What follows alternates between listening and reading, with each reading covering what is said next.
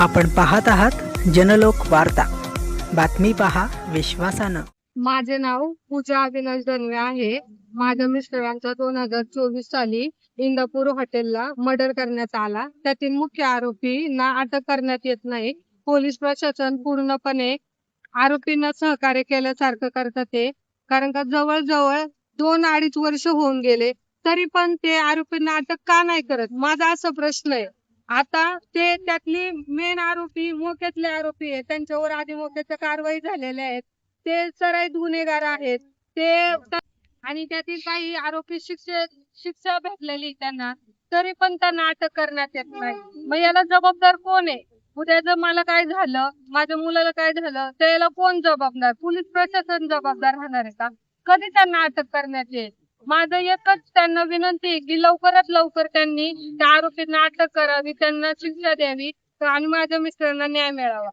मागं तुमचं इथं आंदोलन होतं बरोबर?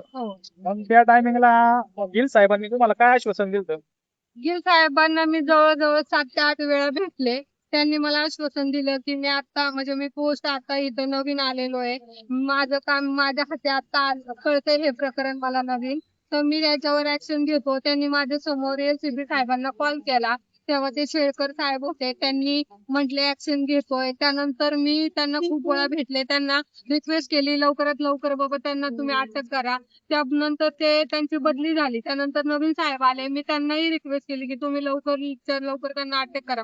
मला जीवे मारण्याच्या धमक्या वगैरे येतात, ते उद्या काय झालं तर हे सर्व जे आरोपी आहेत माझ्या मिस्टरांच्या खून प्रकरणामधले, हे सगळे जबाबदार आहे त्याला।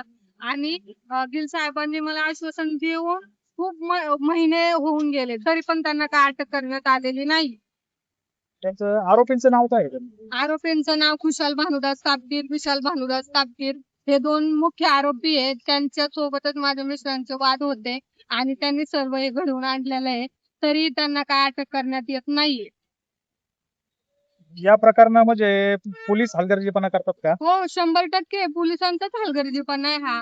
नाहीतर आता कोणते आरोपी कुठून शोधून आणतात, ते राजस्थान मधून कुठून शोधून, यांनी जर ठरवलं तर काही करू शकतात, पोलीस प्रशासन काही करू शकतात, पण त्यांना मुळात करायचंच नाही हे दिसतंय। कोणी सांगल का नाही सापडते? मी काय नाही प्रयत्न केले, मी माझ्या मुलाला घेऊन मी माझं घर चालवायचं बघायचं की मी यांना शोधायला, मग यांनी मला पगार चालू करा, मी यांना शोधत बसले।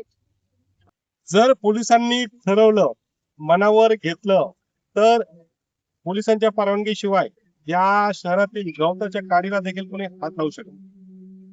त्यामुळं या पाठीमागं कोण आहे, काय आहे, काही राजकीय वरदहस्त आहे का, हे देखील तपासलं जाणं अत्यंत आवश्यक आहे। आज या पीडित महिलेची जी हाक ऐकून आपण आलेला आहात, म्हणजे खरं तर आपल्यासारख्या पत्रकारांचं पहिल्यांदा मी कौतुक करेल की बाबा मीडियाने सुद्धा या प्रकरणाला आतापर्यंत अजिबात सहकार्य केलेलं नाहीये किंवा ही बातमी प्रकाशित करायची देखील कोणी हिंमत केलेली नाही। त्यामुळं आपल्यासारखी लोक जर आली आणि पोलिसांनी जर ठरवलं तर आरोपींना निश्चित लवकरात लवकर अटक होईल। जर नाही झालं तर आम्हाला न्यायदेवतेवर पूर्ण विश्वास आहे, आम्ही योग्य त्या न्यायालयात सगळी बाबतीत त्याची गणना करू।